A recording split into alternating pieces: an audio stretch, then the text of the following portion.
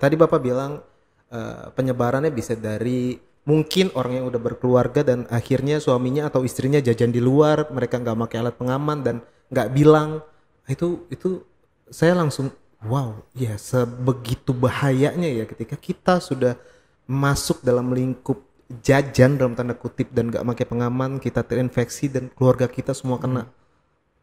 Berarti Iya, memang itu tadi. Ketika misalnya biasanya kalau sekarang itu kan mudah kalau kita mau cara mengetahuinya gitu. Yang penting kita menyadari, saya tadi jajan di luar nggak pakai kondom misalnya gitu ya. Saya harus coba tes gitu ya.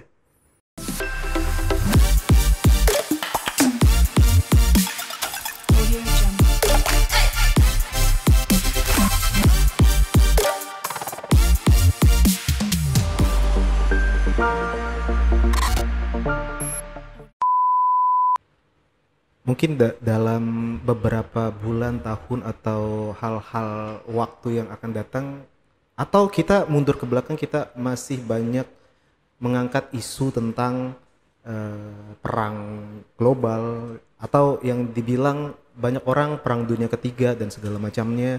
Ada juga di Indonesia khususnya yang lebih mendominasi untuk saat ini tentang masalah ijazah mantan presiden kita yang itu blunder kalau menurut saya karena sesuatu hal yang nggak patut diperbincangkan di apa ya di jagat raya Indonesia sih ya karena ada beberapa hal yang sangat amat penting untuk kita bahas. Banyak yang terlupakan dari beberapa hal yang memang harus sangat kita antisipasi. Salah satu hal yang sangat amat penting untuk kita bahas kali ini adalah tentang HIV/AIDS. Dua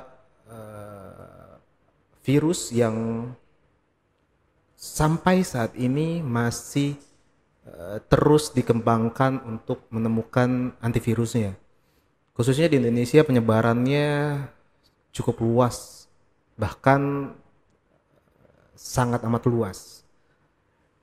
Di sebelah saya ada seorang yang expert di bidangnya, peneliti ya, di salah satu kampus di Jakarta tentang penelitiannya tentang HIV/AIDS, juga salah satu dosen di Widuri, Bapak Yohannes Gentar.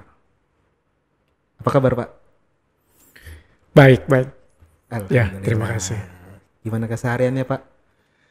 Eh, Sekarang sih lumayan sibuk juga ya, Sibuk, oke. karena kita melakukan riset-riset tidak hanya di isu HIV tapi juga isu mental health, kemudian juga isu-isu terkait kekerasan seksual juga, di disabilitas juga itu banyak yang juga kita garap di isu-isu hukum dengan komunitas dengan terkait dengan narkoba gitu juga kita masuk di situ. Untuk ngajarnya nih Pak, Bapak kan salah satu pengajar di ini ya, Iya, iya. ISTEK sekarang ya, ISTEK Widuri Istek. ya. Iya. Kesibukannya masih tetap ya jadi dosen ya. Masih. Iya, selain jadi peneliti tentang HIV/AIDS ya. Di Atmajaya ya Pak ya? Di Atmajaya. Di Atmajaya ya. Itu memang fokus untuk penelitian itu untuk Atmajaya tersendiri atau umum Pak? Sebetulnya itu bagian dari lembaga penelitiannya Atmajaya gitu ya. Dan itu fokusnya memang di lingkup nasional maupun di DKI Jakarta. Oke. Ini sebelum saya jauh mengupas tuntas tentang HIV/AIDS, mungkin teman-teman di luar sana juga, khususnya saya, HIV/AIDS ini apa sih Pak? Kan ini dua virus yang berbeda ya. Ya. HIV/AIDS ini apa sih Pak sebenarnya Pak? Ya, sebetulnya kalau bicara tentang HIV/AIDS itu dua hal yang berbeda. Kalau HIV itu adalah virusnya, human immunodeficiency virus gitu ya, atau virus yang menyerang sistem kekebalan tubuh manusia. Nah, AIDS-nya itu adalah kumpulan gejala-gejala berbagai penyakit karena menurunnya sistem kekebalan tubuh. Itu yang disebut dengan AIDS. Nah ini nanti AIDS ini itu sampai beberapa stadium, 4 stadium itu ya. Ada stadium 1, 2, 3, 4. Yang jelas bahwa stadium terakhir itu adalah stadium 4 yang nanti itu muncul gejala-gejala oportunistik namanya. Wow. Bahaya juga ya kalau udah sampai ada stadium 1, stadium 2, stadium 3, stadium 4 itu kayak apa ya? Kayak kanker ya, Pak ya. Kayak Bisa kanker. dibilang gitu ya. Cuma itu kan tergantung dari perilaku gitu ya. Perilaku kita, perilaku pengobatannya terutama. Semakin disiplin orang mengikuti terapi, maka itu juga bisa memperlambat kita untuk ke tahap tadi age selanjutnya gitu. Stadium selanjutnya. Karena kita masih dalam lingkup ini nih Pak ya, lingkup mahasiswa lah ya, lingkup universitas, lingkup sekolah tinggi dan segala macamnya. Nah untuk menanggulangi penyebaran virus HIV/AIDS di kalangan kampus ini seperti apa Pak? Ya sebetulnya dari perilaku gitu ya. Setiap orang itu punya kecenderungan untuk berperilaku bukan perilaku buruk ya. Perilaku tidak nyaman ketika misalnya apalagi kalau masih muda gitu ya. Itu kegiatan-kegiatan yang berhubungan dengan perilaku beresiko itu macam-macam itu ya. Misalnya berhubungan seksual di luar nikah gitu ya, atau menggunakan nafsa suntik, itu kan yang menyebabkan faktor-faktor perilaku terjadinya penularan HIV itu sendiri. Nah, bagaimana cara pencegahannya? Saya pikir perlu ada edukasi di kampus-kampus juga itu dilakukan. Kemudian juga kalau sekarang karena tidak ada kurikulum gitu ya untuk ke kampus-kampus, tapi yang perlu dilakukan di kampus itu adalah bagaimana kita mendapatkan informasi yang cukup dari berbagai media digital yang sekarang terkait dengan informasi HIV itu AIDS itu sendiri. Kemudian kesadaran kita bahwa apa yang saya lakukan ini beresiko apa enggak. Seringkali anak-anak muda gitu enggak peduli gitu ya. Kan kita enggak tahu pacar kita atau pasangan kita itu terinfeksi apa enggak gitu ya. Enggak pernah tahu gitu ya. Atau dia pernah melakukan perilaku beresiko enggak tadi. Misalnya tadi dia pernah melakukan hubungan dengan orang lain kemudian tidak menggunakan pengaman seperti kondom gitu ya. Atau mungkin dia punya riwayat menggunakan nafsa suntik dan juga pernah berbagi jarum suntik. Nah itu, atau mungkin lewat transfusi darah gitu ya. Atau penggunaan alat-alat cukur gitu ya. Ketika kita cukur di tempat cukur, ya kita nggak tahu alat cukur itu sudah dibersihkan dengan benar apa enggak. Itu. Jadi edukasi yang penting, edukasi dan juga kesadaran diri kita untuk memahami resiko apa yang sudah kita lakukan. Itu. Oke. Selama ini mungkin saya awam ya. Selama ini yang saya dengar itu baru edukasi tentang seks lah ya. Di sekolah-sekolah atau di kelurahan-kelurahan itu banyak. Tapi untuk edukasi tentang HIV/AIDS saya masih awam sih, masuk dalam lingkup sekolah, masuk dalam lingkup universitas atau tempat tinggal kita, kelurahan, RT dan segala macamnya. Itu karena apa sih Pak? Maksudnya kenapa mereka atau saya yang masih awam tentang hal ini atau memang belum ada Pak? Ya, kalau ke masyarakat itu sendiri, fokus program selama ini kan itu ke komunitas yang terdampak, misalnya ke perempuan pekerja seks, kemudian juga pengguna narkoba suntik, lalu juga ke LSL, lelaki seks dengan lelaki atau transgender gitu ya. Itu fokus program selama ini. Tapi penyebaran HIV yang sekarang itu trennya kan sudah ke populasi umum. Betul. Nah sehingga masuk ke ibu-ibu rumah tangga karena misalnya suaminya jajan di luar, kemudian dia tidak menggunakan alat pengaman gitu ya, atau mungkin anak-anak muda yang juga punya naluri pengen tahu segala sesuatu gitu kan, sehingga mau mencoba segala sesuatu, kemudian dia mencoba untuk berhubungan dengan yang bukan pasangannya atau dengan orang lain gitu ya. Nah ini kan menjadi faktor-faktor resiko yang juga mendukung penyebaran itu sendiri gitu ya. Nah sehingga yang kita lihat itu di populasi umum juga itu sudah mulai meningkat. Ya, prevalensinya sudah mulai meningkat. Itu cukup mengejutkan juga gitu ya. Kayak misalnya di Papua itu masuk ke populasi umum yang paling tinggi. Oh. Di Jakarta juga itu cukup banyak, Jawa Barat. Itu lumayan, temuannya juga sudah banyak sekali gitu ya. Itu masuk ke populasi umum. Nah, Pemerintah seharusnya ada ini nggak sih Pak, ada program atau memang sudah ada programnya untuk mengedukasi ke masyarakat, ke sekolah-sekolah, ke kampus-kampus atau ke tempat kantor perkantoran dan segala macam untuk mengedukasi HIV/AIDS ini supaya nggak menyebar gitu. Perlu nggak sih Pak? itu sangat perlu gitu ya. Biasanya setiap kementerian, kemudian juga dinas-dinas, mereka punya program khusus untuk melakukan edukasi di tempat kerja, misalnya dinas tenaga kerja misalnya. Mereka punya program untuk itu, kerjasama dengan LSM gitu ya. Kemudian juga apalagi kalau di dinas kesehatan, walaupun utamanya mereka itu program kerjanya lebih kepada pengobatan, tapi juga ada promosi kesehatan gitu kan, melakukan kampanye, kemudian juga melakukan edukasi, penyuluhan dan lain-lain. Nah itu yang ditambah lagi teman-teman yang juga fokusnya di isu-isu HIV itu sendiri gitu ya, yang selalu edukasi ke masyarakat. Biasanya juga kerjasama dengan kelurahan, mereka datangi, kemudian juga ada penyuluhan di kelurahan, undang RT RW gitu nanti ya. Nah itu. Nah kalau sekarang kan, kalau kita lihat mudah sekali untuk dapat informasi tentang itu. Lewat digital, itu kalau misalnya masyarakat menyadari tentang bahaya HIV itu sendiri gitu ya. Nah itu. Berarti memang udah terprogram secara pemerintah dan memang programnya udah ada ya Pak ya? Sudah banyak tuh dari tahun terakhir terbanyak itu mulai tahun 2001 ya, 2001. 2001 ya. Sampai sekarang itu masih. Tapi saya nyimak perkataan Bapak ini juga ini sih, apa namanya?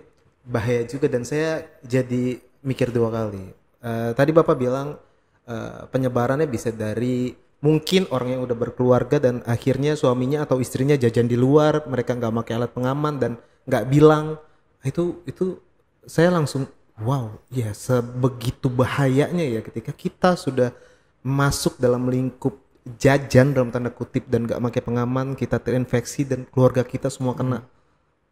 Berarti memang ya, itu tadi ketika misalnya biasanya kalau sekarang itu kan mudah kalau kita mau cara mengetahuinya gitu. Yang penting kita menyadari, saya tadi jajan di luar nggak pakai kondom misalnya gitu ya. Saya harus coba tes gitu ya. Nah kalau tes misalnya kemarin kita melakukan hubungan di luar nikah gitu ya. Lalu kita tes hari ini itu belum terdeteksi virusnya karena dia masih periode jendela atau Windows period itu. Tunggu 3 bulan lagi, tes lagi baru ketahuan itu kan orang itu terinfeksi. Nah itu sebetulnya cara pencegahan tidak hanya lewat kondom, tapi juga namanya sekarang PrEP gitu ya. PrEP. Oke. Apa itu? PrEP itu adalah obat yang harus dikonsumsi sebelum orang melakukan perilaku beresiko. Nah, sehingga nanti dengan minum PrEP itu jadi itu nanti menahan virus itu tidak terinfeksi. Oke. Itu jadi dengan minum obat. Oke. Nah, tapi kan harus ada juga perlindungan double gitu ya. Misalnya juga harus dengan menggunakan kondom karena dengan PrEP itu tidak bisa mencegah IMS, infeksi menular seksual. Dia hanya mencegah HIV itu sendiri. Sehingga perlu ada perlindungan double dengan misalnya menggunakan kondom. Itu. Untuk ceknya Pak, saya mungkin ya saya tersadar kayaknya saya termasuk orang yang terkena virus HIV/AIDS. Untuk ceknya kita datang ke mana, gratis kah atau bayar kah atau gimana? Sekarang ke layanan kesehatan semua tersedia untuk namanya VCT ya atau KTV, konseling, tes dan tes HIV itu sendiri. Nah, di sana nanti akan dilayani dengan baik gitu kan, di konseling dulu sebelum dilakukan tes gitu nanti. Nah, jadi biasanya melalui registrasi umum gitu ya, itu nanti akan dilayani. Kemudian juga ada sekarang misalnya melalui oral quick. Oral quick. Ya, Oke. ya oral quick itu tes melalui Kayak vaksin kemarin ya. air liur gitu ya. Iya. Itu nanti. Tetapi harus dikonfirmasi lagi kalau misalnya garis 2, nah itu nanti dikonfirmasi lagi ke puskesmas atau pelayanan kesehatan untuk memastikan bahwa dia terinfeksi atau enggak. Jadi ada yang misalnya sudah garis 2 gitu ya di oral quick-nya itu, tapi ketika dites dia negatif. Atau juga sebaliknya. Oke. Itu juga bisa terjadi. Atau misalnya dia positif di oral quick, tapi kemudian nanti di tesnya itu juga positif. Gitu. Maka perlu hal yang terakhir itu adalah melakukan konfirmasi ke layanan kesehatan. Itu deteksi dini aja sih ya, yang tadi tes mandiri gitu ya. Berarti memang ada kemungkinan error kalau kita oral quick ya. Iya. Iya. Yang lebih pastinya kita datang ke Pelayanan langsung tes ya. melalui darah itu nanti. Oke. Gitu. Dan ketika kita udah dinyatakan positif, kita pasti dikasih obat ya Pak ya? Atau gimana? Ya kalau sudah positif itu biasanya itu langsung ikut terapi antiretroviral gitu ya. Nah sekarang lebih mudah. Kalau dulu itu macam-macam tes SGOT dulu atau tes livernya dulu gitu ya. Baru kalau misalnya itu ada masalah itu dulu diobati. Tapi kalau sekarang enggak. Ya, setiap orang yang sudah dites HIV kemudian positif itu bisa langsung terapi, ya. Langsung saat itu juga atau misalnya besoknya itu juga bisa. Gitu. Nah, yang jadi persoalan itu kan ketika orang tesnya itu di luar gitu ya, atau ketika mobile clinic.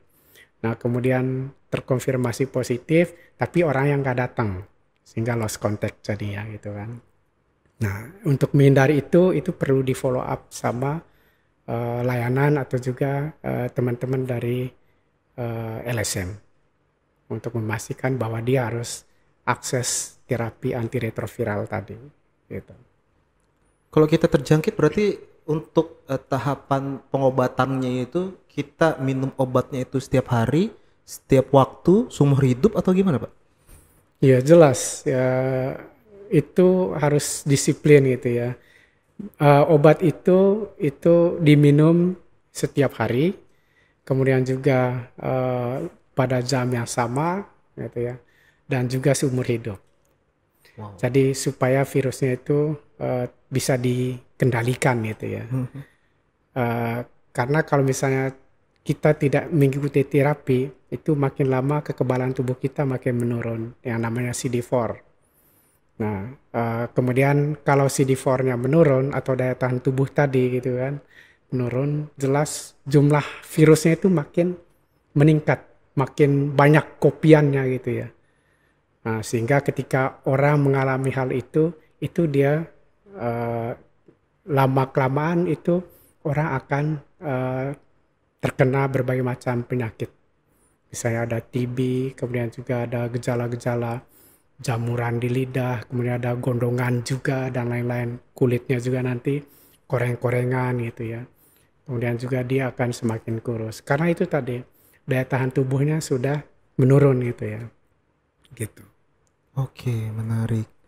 Saya pernah baca di jurnal luar ada salah satu orang yang terjangkit HIV/AIDS ini disuntik stem cell. Itu menurut Bapak gimana?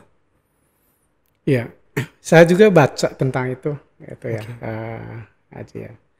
Baca tentang penggunaan stem cell itu di Amerika. Gitu. Ada beberapa klien itu yang juga mengikuti terapi itu. Dan kalau kita lihat itu perlu penelitian lebih lanjut gitu ya. Karena stem cell itu sendiri itu berbeda dengan ARV. Kalau stem cell memang itu bagaimana menggantikan sel-sel yang rusak gitu ya, supaya dia juga ada pertumbuhan sel-sel baru. Kemudian kalau ARV itu ya virusnya itu tadi ada hidup di dalam darah, kemudian juga virus itu dibuat tidur gitu ya, dan juga dia tidak membuat pabrik baru lah istilahnya di dalam tubuh kita. Karena kalau misalnya kita tidak terapi, itu dia akan membuat pabrik-pabrik baru. Kemudian virus itu makin banyak kopiannya gitu ya. Nah mungkin ini juga sebagai inovasi ya, kalau misalnya stem cell ini benar-benar dikembangkan dan juga perlu studi lebih banyak lagi terkait ini gitu ya. Karena biayanya cukup mahal kalau menggunakan stem cell itu sendiri. Tapi yang sekarang dipakai itu kan tetap ARV itu yang menjadi pilihan utama gitu ya. Program global juga gitu. Karena harganya terjangkau lah ya Pak. Harganya kalau ARV sekarang kan gratis. Oh gratis gitu ya? Malah gratis. Itu program pemerintah. Gitu. Nah dan tidak ada yang misalnya orang akses ARV itu harus bayar, enggak. Kecuali kalau misalnya pemerintah kita nggak mampu atau tidak ada yang mensupport itu nanti ya, mungkin kedepannya bisa saja gitu ya. Iya, oknum lah ya Pak ya. Bukan oknum, karena ini program gitu kan, kita tidak tahu kedepannya seperti apa. Tapi mudah-mudahan itu tetap didukung oleh pemerintah. Sekarang itu nggak ada yang namanya ARV berbayar. Karena kalau misalnya itu dipraktekkan berarti itu nanti akan mudah diviralkan gitu ya. Nah bagi teman-teman tuh kalau ada yang berbayar untuk obatnya bisa komen di sini, nanti bisa ditindaklanjuti sama Pak John. Saya biasa manggil Pak John. Oke, untuk ini Pak, ini menarik sih stigma Pak, stigma orang untuk menjauhi orang-orang yang terkena virus HIV/AIDS. Katanya dari ngomong kita kayak gini tuh bisa tertular, atau dari minum satu botol kita minum bareng itu bisa tertular. Pelukan, ciuman, itu benar nggak sih Pak? Itu mitos ya, misalnya penularan lewat ciuman itu mitos. Atau mandi bareng, makan bareng, itu tidak akan pernah terjadi penularan. Selama tidak ada kontak darah dengan darah gitu ya. Selama misalnya tidak ada transmisi darah dengan darah, itu tidak akan terjadi penularan. Maka penularan itu terjadi, itu yang disebut ESE. Jadi virusnya dulu exit, keluar dari tubuh si penderita atau orang yang terinfeksi. Kemudian juga surveillance, apakah virus itu cukup apa enggak, gitu ya. Cukup untuk menularkan apa enggak gitu ya. Atau lalu juga yang nanti adalah dia bertahan apa enggak ketika misalnya sudah ada di luar tubuh. Nah, seberapa banyak dia bertahan, seberapa lama virus itu bertahan di luar tubuh. Baru setelah itu nanti itu bisa masuk ke orang lain enggak? Itu proses terjadinya penularan itu kalau ada darah itu keluar dari orang yang sudah terinfeksi, kemudian juga sudah cukup untuk menularkan, lalu juga dia bisa bertahan di luar tubuh manusia dan juga bisa masuk ke dalam tubuh manusia. Nah, proses yang selama ini kan itu misalnya ketika orang menggunakan nafsa gitu ya atau narkoba. Mereka pakai jarum bersama, jarum suntik bareng gitu ya. Nah, kemudian juga darahnya jelas itu nanti tercampur masuk ke si A, lanjut ke si B gitu ya. Dari si A nanti ke pasangannya. Itu akan terus seperti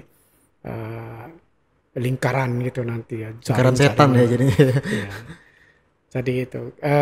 Kemudian juga apakah misalnya lewat air liur itu darahnya HIV itu bisa tertular. Sejauh ini itu yang tadi, apakah itu tercukupi apa enggak? Kalau mungkin air liurnya 1 ember, kan nggak mungkin gitu ya. Itu tidak akan menularkan gitu ketika transmisinya lewat air liur. Nah, atau misalnya dari ibu ke anak itu saat proses melahirkan itu bisa terinfeksi. Tapi selama misalnya kita ngobrol berdua kayak gini, kemudian juga salah satu dari kita sudah terinfeksi, itu tidak akan terjadi gitu ya. Atau makan bersama, peralatan makannya bareng-bareng, makan suap-suapan gitu ya. Misalnya suami istri atau berenang, itu tidak akan pernah terjadi infeksi atau tidak akan menularkan ke orang lain. Pelukan juga itu tidak akan menularkan. Tadi juga ciuman, itu juga tidak akan menularkan. Kecuali kalau misalnya ciuman berdarah-darah gitu ya. Sambil gigit-gigitan. Nah itu. Oke, berarti selama ini kabar burung yang beredar itu hoax ya Pak ya? Ya, itu mereka mengikuti mitos lah itu ya. Mitos tentang HIV itu selalu begitu. Sehingga stigma itu semakin menguat gitu ya di masyarakat. Nah, seolah-olah orang yang sudah terinfeksi itu cepat sekali menularkan. Ntar kamu jangan deket-deket dia gitu ya. Nah, ini kan harus diluruskan gitu ya. Gitu. Iya, memang seharusnya orang-orang yang terkena atau terjangkit virus ini ya harus kita rangkul ya Pak ya. Betul. Harus disupport, kemudian dirangkul gitu kan. Ya kayak kita berteman biasa saja lah gitu. Itu virusnya ada di dalam tubuh dia, tidak ada yang keluar dari dalam tubuh dia gitu. Kecuali misalnya dia luka, kita luka, kemudian diginiin tempelin gitu kan. Iya benar. Bodoh gitu kan kalau kayak gitu. Atau transfusi itu yang paling ya, benar ya. Nah, kalau transfusi sekarang itu perlu di screening. Jadi PMI sekarang itu setiap mereka melakukan transfusi darah, mereka tanya dulu, screening dulu dan isi form. Nah, kalaupun misalnya kita tidak mengakui kita pernah misalnya pakai narkoba suntik, kemudian pernah transfusi darah sebelumnya dan lain-lain gitu ya. Kita tidak mengakui itu dan semua baik-baik. Nah, mereka tetap screening darahnya nanti. Screening dari virus itu ya. Kalau misalnya terbukti bahwa virus ini mengandung HIV, itu mereka tidak akan melakukan transfusi ke orang lain. Berarti memang udah ini ya, udah ketat ya kalau betul. Untuk kita mau transfusi. Saya rasa mereka ada SOP-nya gitu ya, SOP untuk mengetahui bahwa virus itu benar-benar bebas dari virus-virus yang ada di dalam darah. Di Indonesia sendiri khususnya Pak, orang yang terjangkit HIV/AIDS ini gimana Pak? Malah semakin melonjak atau menurun? Ya di Indonesia itu sekarang itu sudah ada 571.000 ya. Itu estimasinya. Nah, kemudian dari estimasi itu kurang lebih 85% itu sudah orang sudah tahu bahwa dia adalah seorang ODA atau orang dengan HIV, ODIF sekarang sebutannya. Jadi dia tahu status lah gitu ya. Nah, tapi dari 400.000 sekian itu berapa banyak yang terapi ARV? Nah, sekarang itu sudah 260.000 itu ya yang masuk ke terapi antiretroviral tadi. Nah, yang lain itu lost to follow up, kemudian ada yang juga meninggal, lalu juga masalah-masalah yang tidak bisa dikontak oleh tim kesehatan. Dan obatnya gratis ya Pak ya? Obatnya saya gratis. Pertegas lagi di sini obatnya gratis ya. Takutnya ada oknum-oknum yang lain yang akhirnya bayar dan segala macamnya. Enggak, gratis. Tapi yang paling mengejutkan sekarang itu di anak-anak muda gitu ya. Anak-anak muda itu 19% itu adalah anak yang sudah terinfeksi HIV. Wow, 19% Pak? 19%. Wow. Kita bayangkan dari 571.000 gitu ya, sekitar 108.000 itu anak usia 20-24 tahun. Wow. Nah, sisanya itu 69% itu adalah orang dewasa di atas 25 tahun. Wow. Kemudian anak di bawah usia 20 tahun itu 6% yang sudah terinfeksi HIV. Faktornya Pak? Dari obat-obatan kah? Dari obat-obatan terlarang atau Kebanyakan itu dari hubungan seks seksual bebas? yang beresiko tadi gitu ya. Seks bebas kalau dia melakukan tidak beresiko, misalnya menggunakan pengaman Iya, kan? kondom, itu fine-fine saja. Tapi perilaku beresiko ketika tadi dia tidak menggunakan itu atau tidak pakai PrEP, yaitu yang membuat cepat untuk menularkan gitu ya. Iya Itu. benar. Di sini disclaimer lagi, bukan berarti kita boleh melakukan seks hubungan bebas di bawah umur, tapi ini dua hal yang berbeda. Maksudnya seks di bawah umur tanpa adanya ikatan itu juga nggak boleh, tanpa pengaman lebih nggak boleh karena penularannya jauh lebih cepat gitu maksudnya. Dan ini dua hal yang seharusnya nggak boleh sebenarnya Pak ya. Cuma ya apa ya? Karena penularannya itu lebih cepat tadi kata Bapak itu dari seks bebas ya di bawah Ya. umur ya. Ya Wow. seharusnya ini juga perlindungan utama itu keluarga gitu. Bagaimana orang itu, karena edukasi utama itu ada di dalam keluarga. Itu perlindungan utama, perilaku-perilaku anak gitu ya, supaya bisa dikendalikan. Bagaimana hubungan, menciptakan hubungan baik dengan orang tua. Kemudian juga misalnya kegiatan-kegiatan keagamaan itu juga bisa membuat anak kita itu tahu tentang resiko-resiko itu. Kemudian juga perlu edukasi lebih banyak.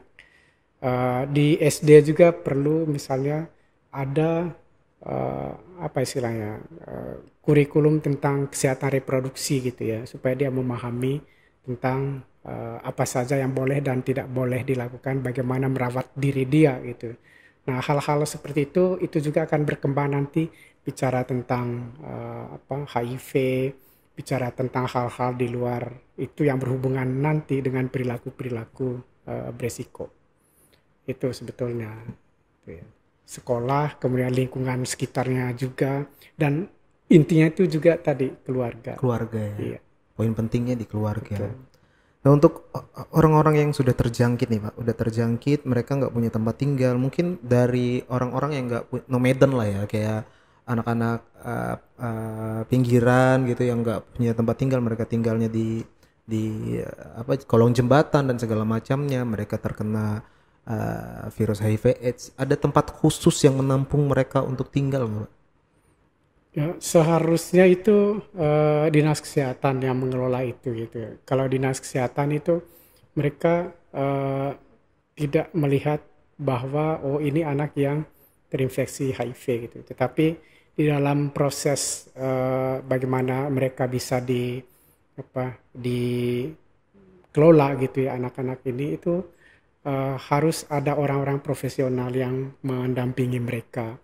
Misalnya soal pengobatannya gitu ya, kemudian juga terapinya itu harus diperhatikan, dukungan sosial juga, itu juga benar-benar ada orang-orang yang punya skill terhadap itu.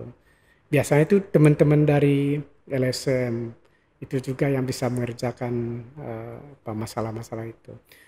Semakin mereka terkurung di dalam sebuah tempat, itu semakin terisolasi mereka itu. Karena seharusnya mereka itu harus ada di masyarakat supaya tidak terjadi stigma dan diskriminasi gitu ya. Makanya banyak juga misalnya tempat-tempat penampungan sekarang itu ada ya beberapa lembaga orang dengan HIV itu ada yang menampung mereka. Ya itu sebetulnya baik gitu ya. Tapi juga di satu sisi itu juga menciptakan eksklusivitas gitu ya. Karena apa? Karena mereka tidak bisa berbaur dengan masyarakat luar gitu. Yang akhirnya nanti orang akan melihat bahwa menstigma mereka itu anak-anak HIV di situ semua.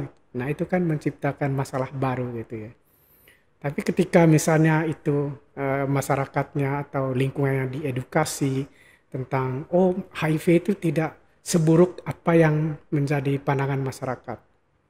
Jadi perlu ada edukasi juga di masyarakat sehingga mereka tahu, oh iya ternyata HIV itu biasa-biasa saja. Orang sehat kok, tidak ada yang melihat ciri khas atau ciri-ciri fisiknya dia tertular HIV, nggak ada. Bahkan orang sehat kayak kita gitu ya, itu orang mungkin sudah terkena HIV, tapi secara fisik dia sangat sehat. Gitu. Itu karena itu tadi, karena dia mungkin ikut terapi, kemudian patuh di dalam pengobatan, itu juga yang penting gitu kan. Iya, berarti ini juga ya, apa ya? Ya kayak dua sisi mata uang jadinya ya, Pak ya. Satu sisi kalau kita, kalau teman-teman yang terkena atau apa ya, positif HIV ada tempat khusus, itu malah jadi pandangan masyarakat jadi lebih buruk. Di satu sisi kalau kalau kalau apa namanya, kalau ada juga pun kalau nggak ada pun pemerintah yang disalahin dan segala macamnya karena kurang apa ya, kurang kurang masuk ke dalam lingkungan orang-orang yang terjangkit HIV AIDS. Ya. Iya kayak makan buah si malakama jadinya Pak ya. Wow. Tapi sebetulnya gini, kenapa misalnya stigma itu menguat gitu kan? Karena HIV itu selalu dikait dengan masalah moralitas. Betul. Yang dianggap bahwa orang yang terinfeksi HIV itu adalah mereka yang punya perilaku terkait dengan akhlaknya, moralnya yang nggak baik gitu ya. Sehingga stigma-stigma itu melekat. Kan kasihan mereka misalnya anak-anaknya gitu yang tidak punya salah gitu ya, mereka tertular dari orang tuanya. Atau ibu rumah tangga yang juga tidak tahu bahwa suaminya jajan di luar gitu kan. Sehingga mereka menjadi korban dari stigma itu sendiri itu. Nah itu yang jadi masalahnya. Selalu dikait dengan isu HIV ini, selalu dikaitkan dengan isu moralitas. Gitu. Jadi memang perlu persepsi dan juga cara pandang kita terhadap masalah ini harus benar-benar clear. Harus benar-benar ada edukasi lagi ya tambahannya Pak ya. Entah itu di masyarakat, di apa namanya sekolah-sekolah, itu memang perlu adanya edukasi yang apa ya, yang masif lah ya. Betul. Karena hal-hal yang kayak gini tuh emang penting banget untuk kita ya. Bahkan mungkin saya sendiri yang apa ya, yang nggak tahu gimana terus tiba-tiba saya cek, bisa aja saya terkena HIV/AIDS kan ya Pak ya. Bisa, kalau selama kita menyadari bahwa saya pernah melakukan perilaku yang beresiko, saya coba cek gitu ya. Karena kalau kita tidak cek, kemudian ternyata sudah ada virus di dalam tubuh kita gitu kan, itu justru memperparah nanti. Semakin cepat deteksinya, ya kita semakin tahu gitu ya, semakin cepat juga terapinya.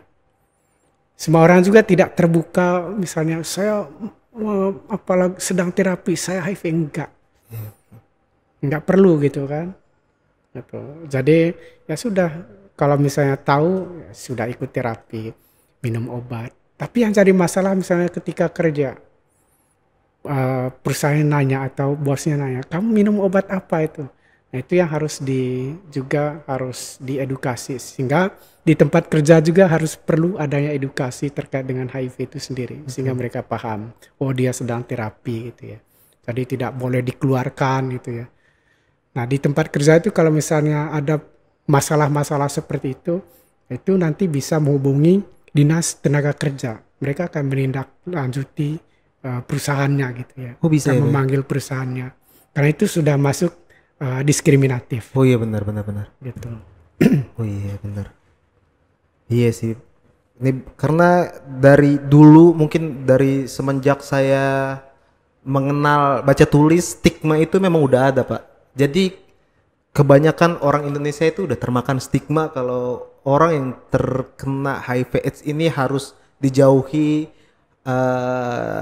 penyebarannya masif dari sentuhan, obrolan kayak gini, terus minuman yang sama, pelukan dan segala macamnya itu udah mendarah daging di saya, mungkin khususnya dan orang-orang yang ada di luar. Padahal itu enggak sama sekali ya Pak ya. Iya, Kita betul. pertegas sekali lagi itu enggak sama sekali. Tidak sama sekali gitu ya. Tadi obrolan biasa, makan bareng-bareng dengan keluarga. Kan sekarang itu ada juga gitu. Dia terutama di pelosok gitu ya, di desa-desa, piringnya dipisahkan, kemudian anaknya harus tidur terpisah gitu, atau mereka yang kena itu harus jangan tidur bareng. Nah ini kan belum sampai nih edukasi terkait dengan HIV itu sendiri. Nah seharusnya itu tidak akan terjadi proses penularan itu. Makan bersama, pelukan tadi aman-aman saja, nggak perlu ditakutkan. Itu lebih parah dari misalnya kalau kita kena COVID mungkin kan itu lewat udara, batuk, Udara, ya. bisa kena sentuhan itu. Kemudian juga misalnya dengan TB di ruang yang tanpa ada ventilasi, itu juga bisa suspek gitu nanti kan. Tapi HIV kan enggak semudah itu menularkan itu. Itu paling sulit menularkan hanya ketika terjadi itu tadi sekali lagi. Melalui transmisi darah dengan darah gitu ya. Gitu. Berhubungan tanpa alat pengaman. Betul. Atau memakai obat-obatan suntik dan segala macam ya Pak ya. Oke Pak, pesannya deh Pak untuk orang-orang yang sudah terinfeksi mungkin HIV AIDS, khususnya untuk orang-orang dan orang-orang yang termakan stigma HIV AIDS itu sendiri Pak. Iya. Pesan-pesannya. Buat teman-teman yang saat ini sedang memiliki virus dalam tubuhnya, bahwa dukungan dari kita itu sangat penting buat mereka. Itu meningkatkan rasa percaya diri, membuat masalah mental mereka itu semakin kuat gitu ya. Dan juga itu akan terus mendorong mereka untuk terus memiliki kualitas hidup yang baik. Jadi mereka tahu ketika misalnya mereka ada virus, mereka sedang terapi, hanya itu saja yang mereka butuhkan adalah dukungan dari keluarga, dari teman, dari masyarakat sekitar gitu ya, tidak menstigma mereka gitu. Nah, kemudian juga dari masyarakat umum di luar sana juga. Tadi yang perlu dilakukan, ingat bahwa HIV itu tidak mudah menularkan. Hanya jadi penularan itu tadi melalui tadi ya. Kalau Anda menyadari bahwa Anda pernah menggunakan narkoba suntik gitu ya, pakainya barang-barang, nah itu proses penularannya itu bisa terjadi dan sangat bisa. Kemudian juga ketika tadi hanya dilakukan kalau kita melakukan hubungan seksual berisiko dengan orang yang bukan pasangan kita, tanpa pengaman, tanpa menggunakan kondom. Nah itu potensi penularannya itu cukup besar dan juga cukup tinggi. Atau misalnya proses lewat melahirkan gitu ya. Kalau sesar sekarang itu juga bisa ditangani. Nah sekarang kalau misalnya bayi itu melakukan sesar, ibunya gitu ya, yang jelas nanti ditangani oleh dokter supaya menghindari dia untuk terinfeksi HIV. Tapi kalau prosesnya proses alamiah, nah itu bisa potensi penularan HIV ke bayi juga itu lebih besar. Itu kira-kira. Jadi semua mitos-mitos yang berkembang di luar itu tidak benar gitu ya. Gitu.